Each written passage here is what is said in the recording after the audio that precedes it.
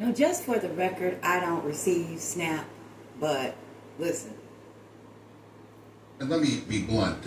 It's frustrating to be here today. To have a hearing on this topic at this moment, I think is a colossal disappointment. I think it's an insult to America's farmers and ranchers, an insult to hungry families, and frankly, given what is happening in the world right now, an insult to the intelligence of anyone with a functioning brain. Where's our hearing on tariffs, Mr. Chairman? Where's our hearing on how these tariffs are going to cost farmers and ranchers billions in lost sales? Where's our hearings on how the Secretary of Agriculture went on TV this weekend and couldn't explain why we're slapping tariffs on uninhabited islands in the middle of the ocean? I mean, this stuff is nuts. Where's our hearing on how Trump and Elon Musk are shutting down the USDA phone lines, firing the staff that farmers rely on for help, and gutting the programs that connect local farms to local schools? Where's our hearing on how food prices are about to go through the roof?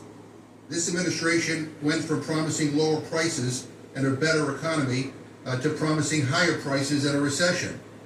And just when you think it couldn't get more out of touch, they're cutting SNAP to pay for tax breaks for Trump and his billionaire buddies. So let me get this straight. You guys tank the economy, you drive up food prices, and your solution is to cut food assistance for people who already struggle to afford food? Who the hell thought that was a good idea? I mean, honestly, I'd like to meet them just so I can ask them what's wrong with them. This is literally trying to sabotage our country. You guys are setting the house on fire and slashing the fire department's budget at the same time. It is insane. And if I have to sit through one more Republican lecture about how SNAP discourages work, I might lose it. This is grade A, weapons grade stupidity. It's a lie. It was a lie the first time you said it, and it'll still be a lie the millionth time. Now let me break it down for folks at home.